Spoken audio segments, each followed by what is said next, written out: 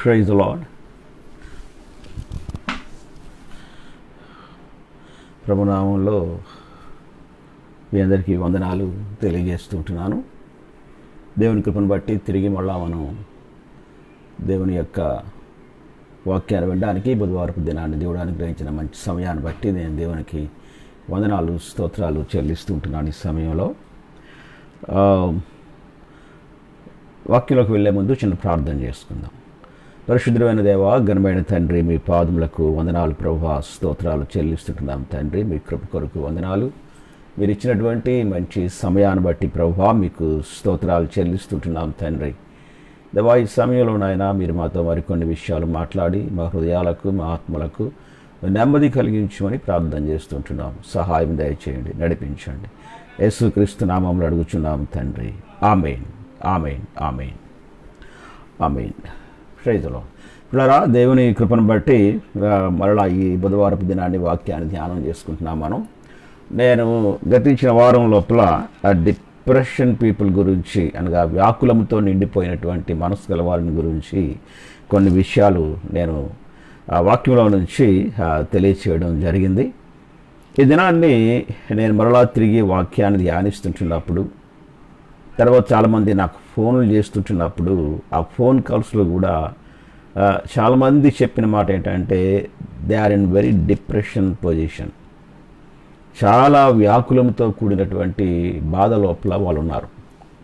మాకు పలానా విషయంలో ప్రార్థన చేయండి, పలానా విషయంలో ప్రార్థన చేయండి, మేము ఈ పరిస్థితిని బట్టి ఇలా ఉన్నామండి అని చెప్పేసి లాక్డౌన్ బట్టి మేము చాలా వరకు మానసికంగా కృంగిపోయినటువంటి పరిస్థితుల్లో ఉన్నామనేటువంటి మాట చాలామంది చెప్పడం జరిగింది. అదే సమయం లోపల కొంతమంది తల్లిదండ్రులు అయినట్లయితే వాళ్ళ పిల్లల కొరకు, చిన్నపిల్లలు వాళ్ళు అంటే స్కూల్కి వెళ్తే యాక్టివ్గా ఉంటారు, వాళ్ళు స్కూల్లో ఫ్రెండ్స్ అందరితో కలిసి సరదాగా ఉంటారు కదా అండి. కానీ ఈ దినాన్ని అది కూడా లేకపోవడాన్ని బట్టి, కొన్ని నెలల నుంచి ఇంట్లో ఉండిపోవడాన్ని బట్టి ఆ పిల్లలకు కూడా చాలా వరకు మానసికంగా కృంగిపోయినటువంటి పరిస్థితి, లేకపోతే తల్లిదండ్రులతో సరిగ్గా మాట్లాడకపోవడం. బిగినింగ్లో బాగానే ఉండేదట. లాక్డౌన్ బిగినింగ్లో అమ్మ స్కూల్ లేదు, ఏం లేదు, ఇంట్లో ఉండొచ్చు కదా అని సరదాగా ఉండేవారు. అది ఒక వారం రోజులు 10 రోజుల వరకు చక్కగానే గడిపారు. కానీ అది అయిన తర్వాత కుటుంబంలో మళ్ళీ అందరూ కలిసి ఒకరితో ఒకరు కలిసి ఉండడం అనేటువంటిది మళ్ళీ మామూలు అయిపోయింది. ఇప్పుడు అది ఏమైపోయిందంటే వెక్కసంలాగా అయిపోయింది అంట. అంటే ఇంట్లో ఉదయం లేవగానే అందరూ వాళ్ళనే చూడాలి. మళ్ళీ కొన్ని నెలల నుంచి చూసిన వాళ్ళని చూస్తూ ఉన్నారు, బయటికి వెళ్ళడం అవ్వట్లేదు. దేవుడు బయటికి వెళ్తే కొత్త వాళ్ళు పరిచయం అవుతారు, కొత్త వాళ్ళని చూడడానికి బాగుంటుంది, ఎవరెవరితో మాట్లాడుతూ ఉంటాయి, ఇవన్నీ బాగానే ఉంటాయి కదా అండి. కానీ ఏమైందంటే లైక్ ఏ ప్రిజన్, ఒక జైల్ లాగా అయిపోయి అందులో ఉండిపోయేటువంటి పరిస్థితి ఏర్పడింది. అందుకని చాలామంది మనుషుల్లో, ఈవెన్ సేవకుల్లో కూడా చాలా వరకు డిప్రెషన్ అనేటువంటిది, కృంగిపోయినటువంటి పరిస్థితి అనేటువంటిది చాలా వరకు కనబడుతూ ఉంది. ఈ దినాన్ని నేను మరలా ఒకసారి వాక్యాన్ని జ్ఞాపకం చేసుకుందామని వాక్యాన్ని తెరిచి చదివిన పరిశీలన చేసినప్పుడు దేవుని గ్రంథంలో కొంతమంది ఆ యొక్క కృంగిపోయిన మనుషులు ఉన్నారు.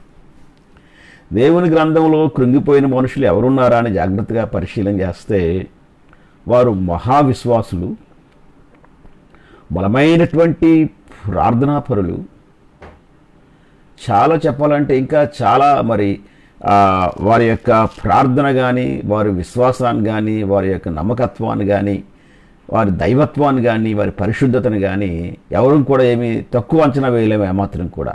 అంత లోతైనటువంటి అనుభవం కలిగినటువంటి వ్యక్తులు. వాళ్ళని నేను చాలా జాగ్రత్తగా పరిశీలన చేస్తే వారు ఇంకా ఆ లోతుగా ఆ డిప్రెషన్ అనేటువంటి స్థితిలోకి వెళ్ళిపోయి, అది ఇంకా కృంగిపోయినటువంటి పరిస్థితిలోకి వెళ్ళిపోయి దేవుని సన్నిధిలో ఎలుగెత్తి ప్రార్థించినటువంటి భక్తులు నాకు కనబడ్డారు. Praise the lord. నేను వారిని చూసినప్పుడు వారి ఇంత వెళ్ళిపోవడానికి కారణం ఏంటి? వారు ఎప్పుడూ దేవునితోనే సంబంధం కలిగి ఉంటారు, వారు ఎప్పుడూ దేవుని దగ్గర మోకరించి ప్రార్థన చేస్తూనే ఉంటారు.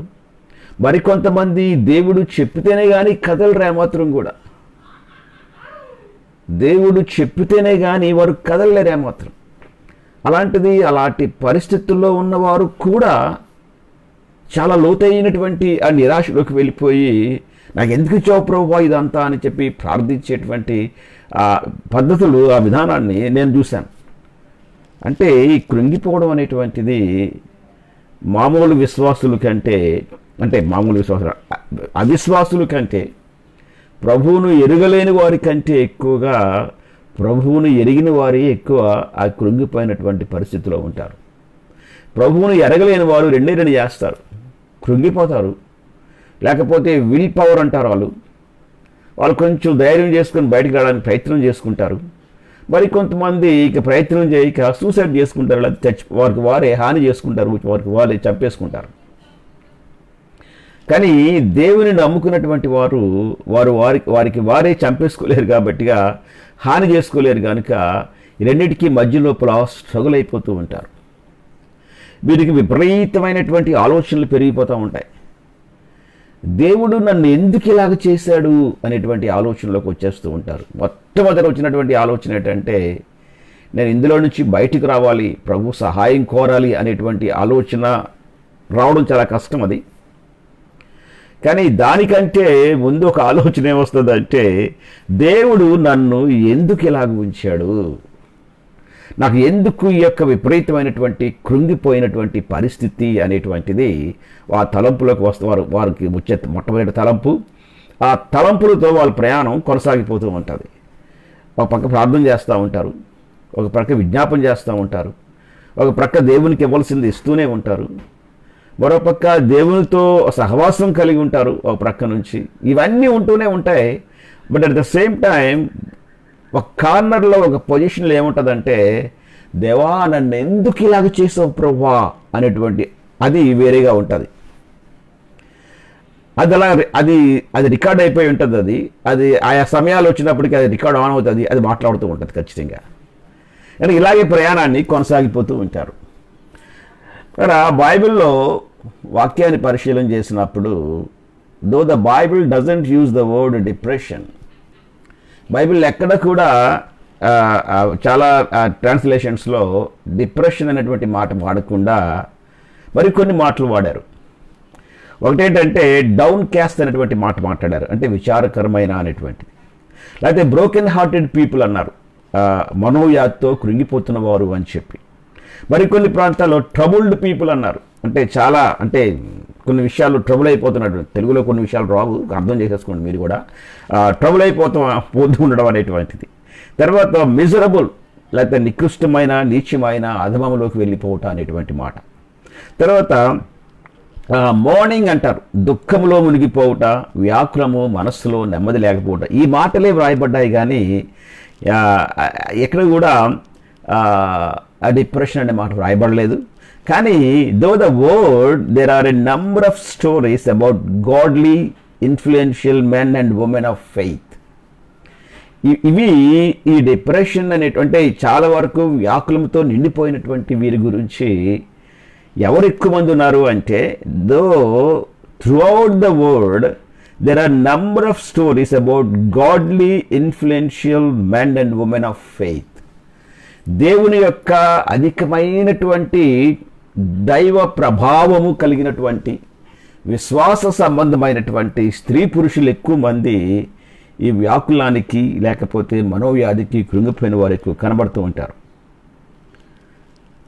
Yes, but praise the Lord, who struggled and battled through dark times of hopelessness and depression.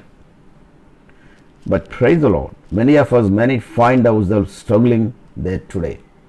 ఈ దినాల్లో కూడా మనం ఇలాంటి వ్యక్తుల్ని చాలా మందిని చూస్తున్నాం. But there is a hope. Praise the Lord, ఒక నిరీక్షణ ఉంది మనకి. Here are 7 stories about depression from the Bible to remind us that we are not alone in our battles.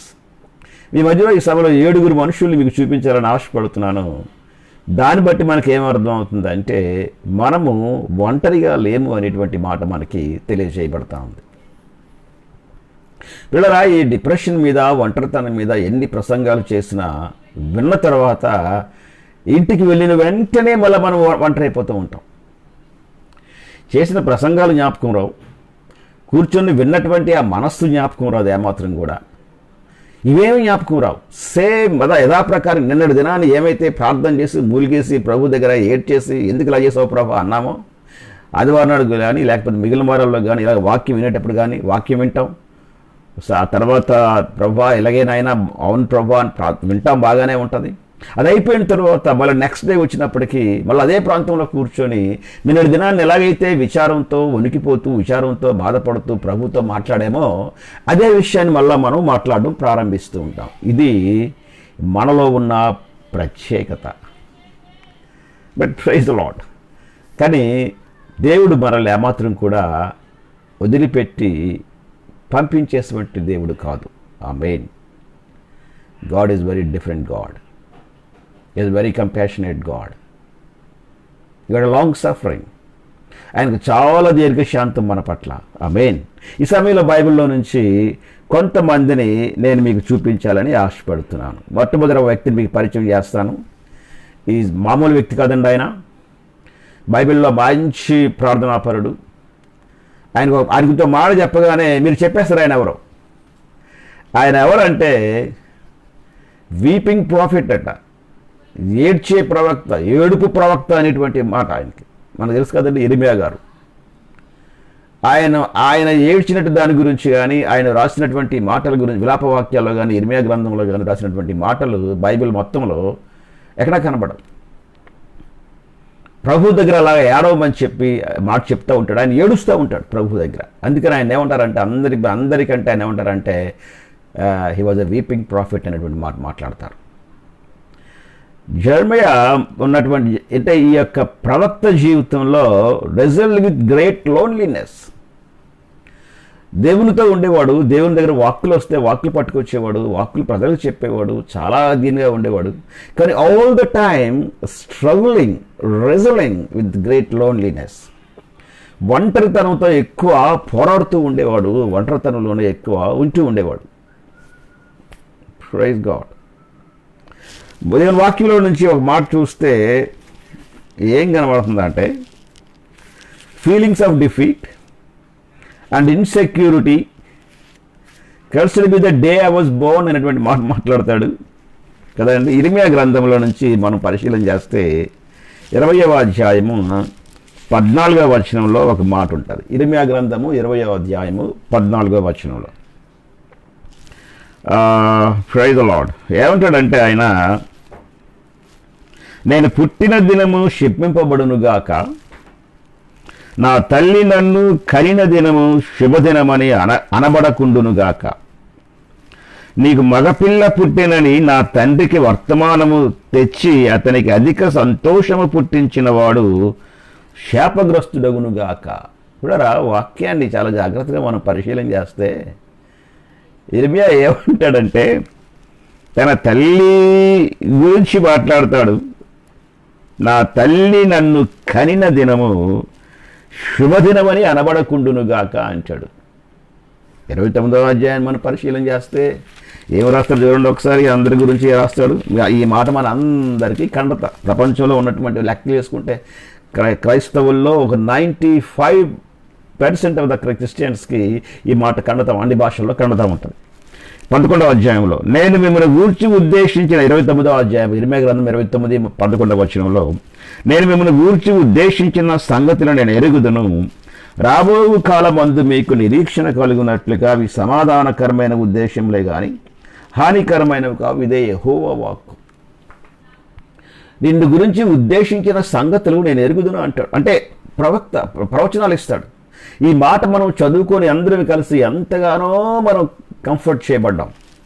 కానీ 20వ అధ్యాయం 14వ వచనంకి వచ్చినప్పుడు అంటే తన లైఫ్లో ఉన్నటువంటి పరిస్థితులు, ఎస్ ప్రవక్త అయినా, దేవుని పాస్టర్ గారైనా, దేవుని సేవకుడు యాజకుడైనా, సువార్తికుడైనా, సంఘంలో పెద్దగా ఉన్నప్పటికి కూడా, లేకపోతే ఎంత డబ్బున్నవాడైనా, లేకపోతే ఎంత బలమైనటువంటి విశ్వాసం కలిగిన వీరుడైనప్పటికీ కూడా కొన్ని ప్రాంతాలకు వచ్చినప్పటికీ ప్రియులారా చాలా ఆ లోన్లీనెస్, ఒంటరితనమైనటువంటి ప్రాంతాల్లో ఖచ్చితంగా దేవుడు ఆ వ్యక్తిని తీసుకొని వెళ్తాడు.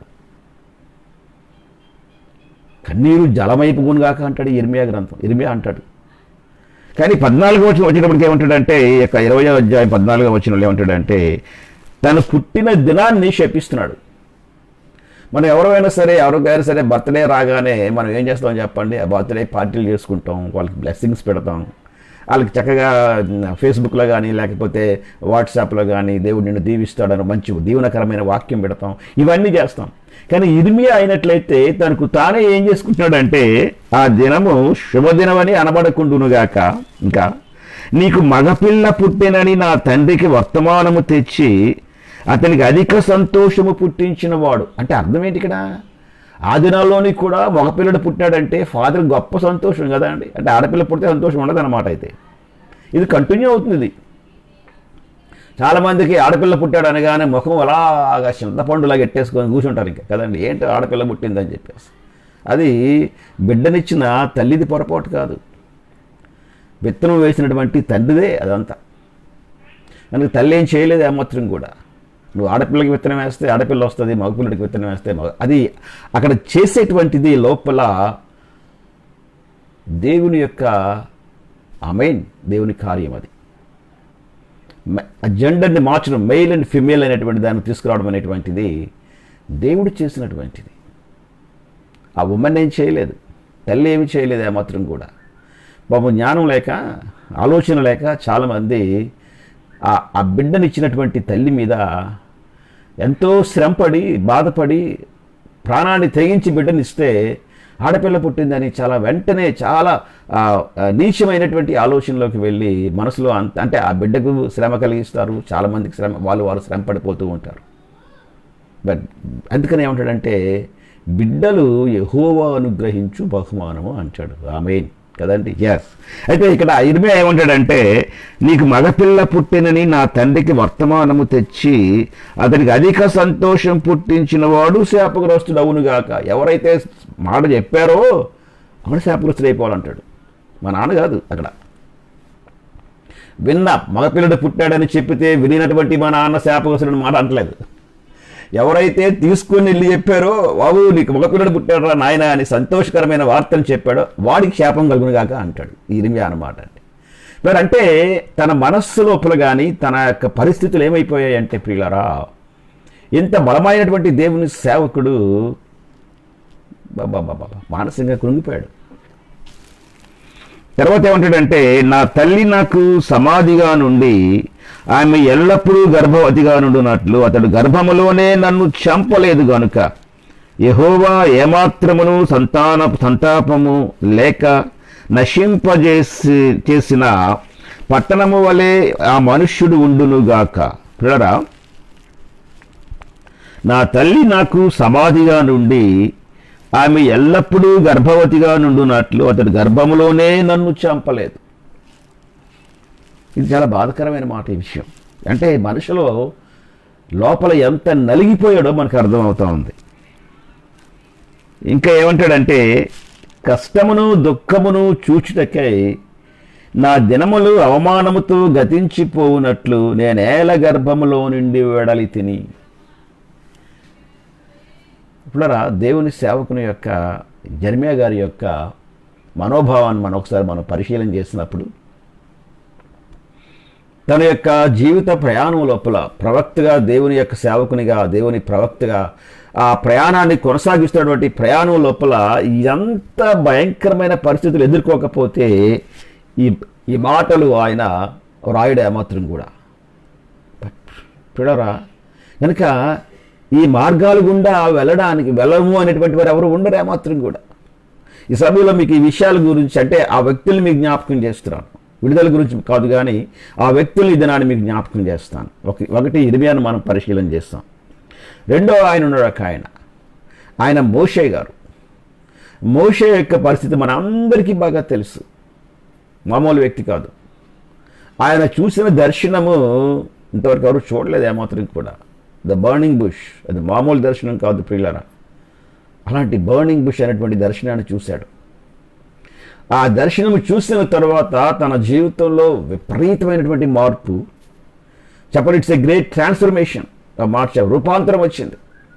తన ప్రజల దగ్గరికి వెళ్ళిపోయాడు. ఆ ప్రజలు ఏమన్నప్పటికీ కూడా కాశాడు, వాళ్ళతోనే ఉన్నాడు. వాళ్ళందరినీ కూడా రమారమి 6 లక్షల కాల్బనాలని ఐగుప్తుల నుంచి బయటకు తీసుకొచ్చేటువంటి ఒక బలమైన శక్తివంతమైనటువంటి లీడర్గా ఉన్నాడు ఆయన. మేఘం కదిలితే కదిలేవాడు, మామూలుగా కాదండి. యెహోషువ వచ్చి, అయ్యా అంత వాతావరణం బాగానే ఉంది, మనం బయలుదేరదామా అంటే ఏమనేవాడు అంటే, యెహోషువ మొట్టమొదటి మేఘాన్ని చూడు అనేవాడు. మేఘం కదిలితే మనం కదులుదాం అనేవాడు. అలాంటి యొక్క మోషే జీవితంలో ఒక ప్రాంతం వచ్చినప్పటికీ దేవుడి మీద భయంకరంగా అరిచేస్తాడు. చూడండి ఒకసారి సంఖ్యాకాండము 11వ అధ్యాయము.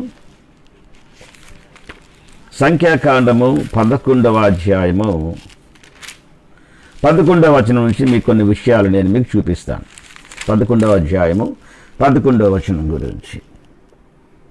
కాగా మోషే యెహోషువతో ఇట్లా నేను క్షమించండి కాగా మోషే యెహోవాతో ఇట్లా నేను నీవేళ నీ సేవకుని బాధించితివి మొదలుపెట్టాడు. ప్రారంభంలోనే ప్రభువా ఈ సమస్య నానా బాధ అంటలేదు ఏమాత్రం కూడా.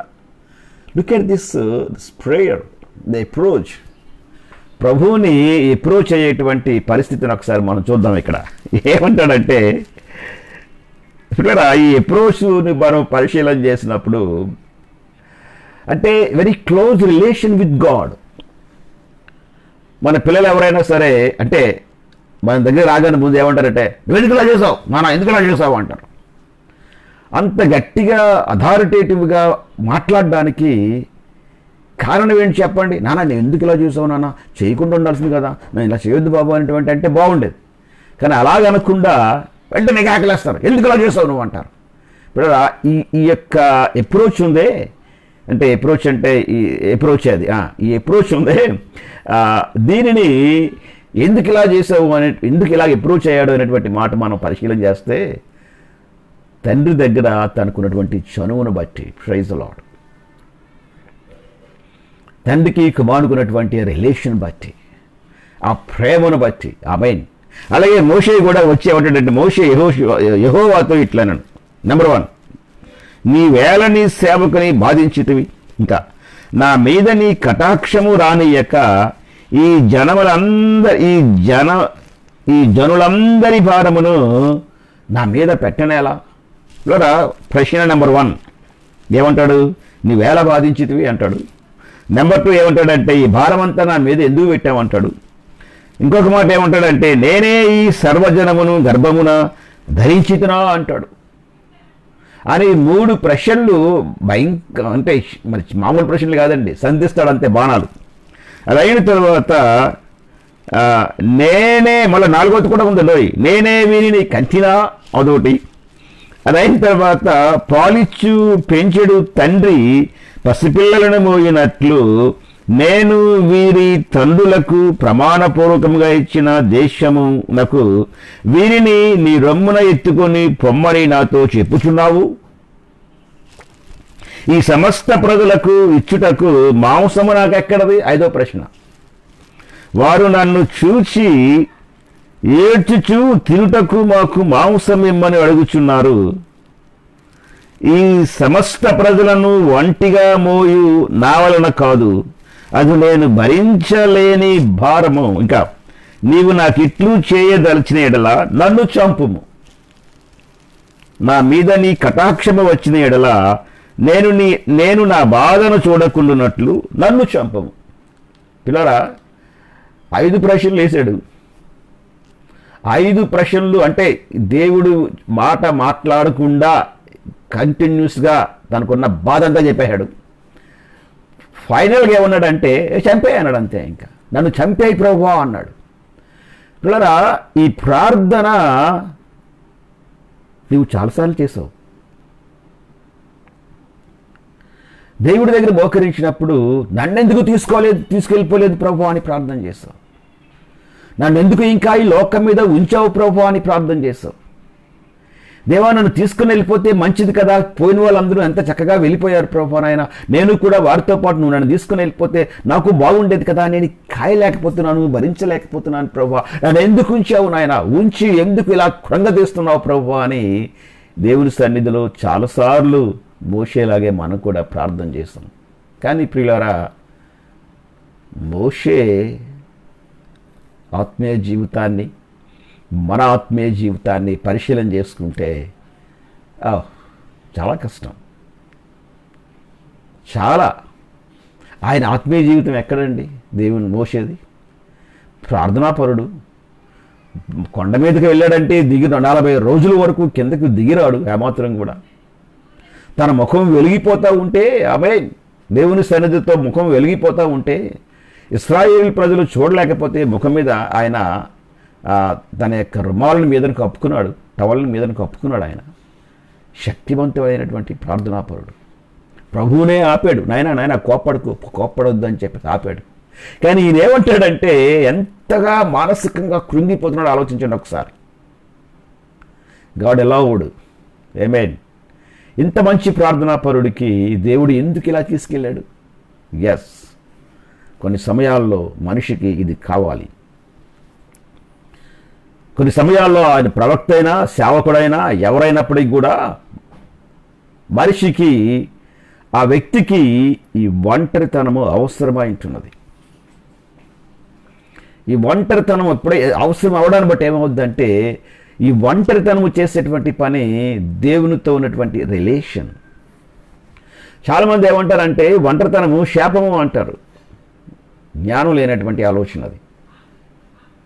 వాళ్ళకి ఇంకా ఒంటరితనం దేవుని పాపం, వాళ్ళ మనుషుల యొక్క బాధల గురించి కానీ వాళ్ళ సమస్యల గురించి కానీ వాళ్ళకి ఆలోచన ఉండదు ఏమాత్రం కూడా. కడుపు నిండా భోజనం ఉంటుంది, నెల రాగానే చక్కగా శాలరీ వస్తుంది, డబ్బులు అంతకంత వస్తుంది. అలా ఉన్నాడే అంటే ఎందుకు ఉంటాడండి, సరిగా ఉండకపోతే అలాగే ఉంటుంది అంటారు. సరిగా ఉండకపోతే అలాగే ఉంటుంది సార్ అంటారు. లేకపోతే ఎలాగండి అనేటువంటి మాట మాట్లాడతారు. పిల్లరా, ప్రతి ఒక్కరికి కూడా ఇలాంటి రకమైనటువంటి ఈ ఒంటరితనంలోనికి వెళ్ళడం అనేటువంటిది దేవుడే తీసుకెళ్తాడు. కారణం చెప్పమంటారా అండి? ఇలాంటి ప్రాంతం గుండా ప్రయాణం చేస్తేనే కానీ ఆ మనిషి చాలా విషయాలు అర్థం చేసుకోలేడే మాత్రం కూడా. మోషే ఇలా కృంగిపోయాడంటే పిల్లరా ఎంతదండి, ఎంత అంటే ఎలాంటి పరిస్థితికి తీసుకెళ్ళాడు దేవుడు అనమాట మోషేను. In his feelings of anger and betrayal from his own people, Moses as a leader was about ready to quit. మోషే మంచి నాయకుడు, ప్రజలందరినీ కూడా భుజాల మీద మోసుకొని వచ్చినట్లుగా తీసుకొచ్చాడు ఆయన. బట్ ఈ నాయకుడు ఏమంటాడంటే చచ్చిపోతాను అంటాడు. నేను చచ్చిపోతాను అండు. ఎంత జ్ఞానం చూసారా అండి? నా అంతా నేను చచ్చిపోతాను ప్రభావ, నన్ను వదిలే అనే మాట వాడు. నువ్వు నన్ను చంపే అంటాడు. డిప్రెషన్, మనోవ్యాధి, వ్యాకులము మనిషిని తీసుకుని వెళ్ళి చాలా కృంగదీస్తుంది. తర్వాత ఇంకో మాట ఏంటంటే, ఒక మాట మనం పరిశీలన చేసినప్పుడు, when Moses came down from his mountain top, experience with God, commandments in hand, only to find the Israelites in complete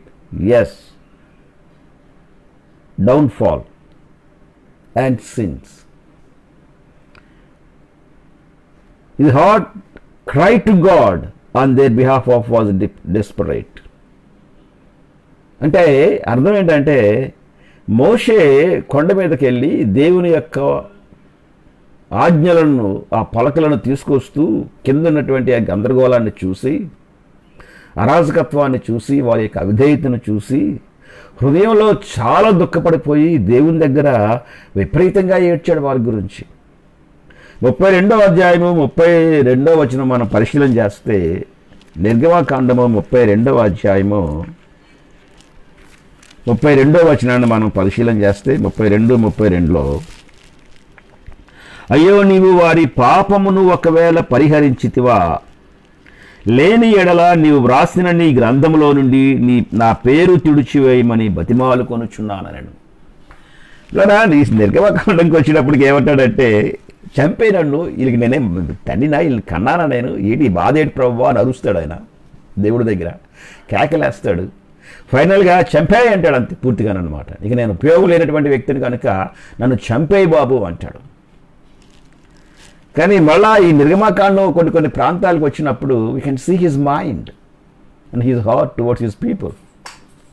తన మనస్సు, తన హృదయము తన ప్రజల పట్ల ఎలాగుందో మనకు తెలియచేస్తుంది. ఏమంటాడంటే, అయ్యా నీవు వారి పాపమును ఒకవేళ పరిహరించితివా సరే అంటే క్షమించితివా సరే.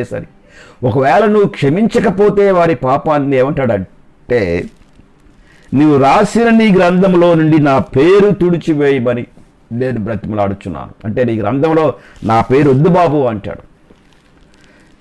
పిల్లరా, అంటే దేవుని యొక్క బిడ్డల యొక్క మనస్సులు వేరండి. ఇదేనండి దేవుడు అందుకే నీతో మాట్లాడుతున్నాడు.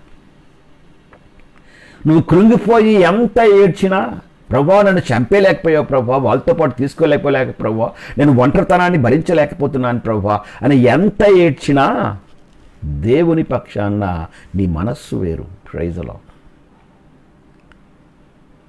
ఎస్, దేవుడు నువ్వు పలికేటువంటి మాటలను చూడ్డా. ఆయన వేదంలో పలుకుతావే, నన్ను చంపేయి, నన్ను ఎందుకు ఇలా ఉంచావు, నేను అలాగానే ఇలాగానే దేవుడి మీద నిందలు మోపేస్తామే మనం, దానిని చూడ్డా ఆయన. ఎందుకంటే నీ పరిస్థితి ఆయనకు తెలుసు కనుక ఆయన విపరీతంగా కోప్పడిపోయే దేవుడు కాదు. ఏమాత్రం మనుషుల్లా కోప్పడిపోయేవాడు కాదు. మనుషుల్లాగా ఇష్టం వచ్చినట్టు మాట్లాడి మనకు శాపాలు పెట్టేవాడు కాదు దేవుడు. ఆమేన్. అందుకనే మనుషులు శాపాలు తగల గుర్తుంచుకోండి. ఎప్పుడు కూడా భయపడిపోకండి. మనుషులు ఎవరైనా చెప్పిస్తే బాబోయ్ నోరులు ఇప్పాడంటే అయిపోద్దని, దట్స్ రాంగ్ కంప్లీట్లీ. దేవుని యొక్క కృప ఎంత గొప్పదంటే, నువ్వు ఆ ఒంటరితనంలో ఎంత ఏడుస్తున్నావో నువ్వు పలికే మాటల్లో ఆయన చూడడు కానీ ఆ ఒంటరితనంలో నీకున్నటువంటి వేదన ఆయన చూస్తాడు. దేవునికి స్తోత్రం కలుగునుగా. ఆ ఒంటరితనంలో ఏడ్చి తరువాత మళ్ళా నీవు కాసేపు అలా అలసిపోయిన తర్వాత మళ్ళా ఏముంటావు తెలుసా? దేవా నీకు వందనాలు ప్రభా అంట. ప్రార్థన ముగించే ఉంది, నన్ను చంపేయి ప్రార్థన చేయను అని ఆపేవి ప్రార్థన ఏమాత్రం కూడా. అలాగే అరిచేసి ప్రభు దగ్గర ఆ బాధ అంతా ప్రభు దగ్గర చెప్పేసుకొని మళ్ళా కాసేపు కూర్చున్న తర్వాత అలాగే ఆమెను చెప్పే ముందు ఏమంటామంటే, దేవా నీకు వందనాలు ప్రభా, హెల్ప్ మీ లార్డ్, నీకు వందనాలు ప్రభా అని ప్రార్థన చేసి వందనాలు చెల్లించి ఆమెను చెప్తావు. దేవుడు అక్కడ చూస్తాడు నిన్ను. ఆమెన్. నువ్వు పలికే మాటల్లో ఆయన పరిశీలన చేయడు. శ్రమల్లో ఉన్నటువంటి ఆ శ్రమల యొక్క వేదన, ఆ పెయిన్ ఏంటో చూస్తాడు ఆయన. ఆ పెయిన్ అయిన తర్వాత, ఆ పలికినటువంటి మాటల తర్వాత మళ్ళా నువ్వు కొంచెం నెమ్మదించిన తర్వాత తిరిగి మళ్ళా నువ్వు ఎలాగ ప్రభు దగ్గరికి వచ్చి దేవానికి వందనాలు ప్రభు అని చెప్తుంటావో దాన్ని ఆయన పరిశీలన చేస్తాడు. అందుకనే ఆయన ఆపత్కాలంలో నమ్ముకొనదగిన సహాయకుడిగా నీకెప్పుడు ఉంటాడు. Praise the Lord. The very present help. ఆయనే నీకు very present help. Praise the Lord. కనుక ఈ సమయంలో ఇద్దరిని జాగ్రత్తగా మనం పరిశీలన చేసాం కదండి. ఎస్. తర్వాత మరొక వ్యక్తిని చూద్దాం మనం. ఈ వ్యక్తి మరి చెప్పాలంటే మహాదీర్ఘ శాంతుడు. ఈ వ్యక్తి పలికినటువంటి మాటలు మామూలు మాటలు కాదండి. ఎంత శ్రమలోని కూడా దేవునికి విరోధంగా మాట్లాడలేదు. మీకు అర్థమైపోయింది వ్యక్తి ఎవరు? యోబు గారు. యోబు గారి గురించి నేను కొన్ని మాటలు పరిశీలన చేసినప్పుడు, అంటే యోబు గురించి దేవుడే సాక్ష్యం చెప్తాడు. సాతానుతో ఏమంటాడంటే, నా సేవకుని చూసావా అంటాడు. అంటే యోబు పలికినటువంటి, అంటే యోబు యొక్క జీవితంలో దేవుడు చూసినటువంటి పద్ధతి మనం గమనిస్తున్నాం. మనుషులు సాక్ష్యం కాదు, సొసైటీ సాక్ష్యం కాదు, ఏమాత్రం కూడా దేవుడే సాక్ష్యం చెప్తాడు. Praise the Lord. నోరు విప్పి ఆయన మాట్లాడతాడు. ఆమేన్. ఆ తరువాత ఏంటంటే, ఈ వ్యక్తి గురించి నేను పరిశీలన చేసినప్పుడు, Job suffered through great loss, devastation and physical illness. 3 ప్రధానమైనటువంటి వాటి గుండా ఈ యోబు గారు ప్రయాణం చేశారు. Such a trustworthy man. నిజాయితీ పరుడు, నీతి పరుడు. ఆమేన్. వినాశనము, భారీ నష్టం అనేటువంటి 2 ఈ విషయాలు. నాశనము అనేటువంటి మాటకు వస్తే నాశనం వేరు, వినాశనము వేరు. నాశనము తర్వాత వినాశనం అంటే మిగిలిపోయింది కూడా పోవడం అన్నమాట. అది వినాశనం. ఏమైనా సరే నాశనం అంటే అన్ని పోయేసరి ఇది ఏదో మిగిలింది సార్ అంటాం కదా అండి. ఎస్, వినాశనం అనేటువంటి మాటకు వస్తే అన్నీ కూడా ఎగిరిపోయాయి, ఏవి కూడా లేవు ఏమాత్రం కూడా. తర్వాత దీన్ని యోబు గ్రంథం 13వ అధ్యాయం నుంచి 1వ అధ్యాయము 13 నుంచి 19 వచనాల వరకు ఉంటుంది. అదే సమయం లోపల యోబు గ్రంథము 2వ అధ్యాయము 9వ వచనంలో ఉన్నటువంటి మాట ఒకటి ఉంటుంది. యోబు గ్రంథము 2వ అధ్యాయము 9వ వచనం, అతడి భార్య వచ్చి నీవు ఇంకను యథార్థతను వదలకయుందువా అనేటువంటి మాట. ఇది చాలా హార్డ్ అండి. ఇది this righteous man of God lost literally everything. Yes, so great was his suffering and tragedy that even his own wife said, are you still holding on to your integrity? Curse God and die అనేటువంటి మాట మాట్లాడతాడు. His own wife, his life partner, తన నీతి నిజాయితీ లోపల చాలా సమయాల్లో సహాయకరంగా ఉన్నటువంటి ఈమె ఏమంటుందంటే కమాన్ డై అంటది. చచ్చిపోయే ముందు కర్స్ గాడ్ అంటది. నువ్వు ఇంకా ఇంటిగ్రిటీని నీ తాలూకా ఆ నీతి విషయాన్ని పట్టుకొని ఇంకా ముందుకు సాగిపోతుంటావా అనేటువంటి మాట మాట్లాడుతుంది. This is very bad. Yes, అంటే ఇలాంటి భయంకరమైనటువంటి పరిస్థితులు. ఇదైన తర్వాత ఇంకో మాట ఏమన్నా, through Job maintain his faithfulness to God through his life, he still struggled deeply through the trenches of pain అంటాడు.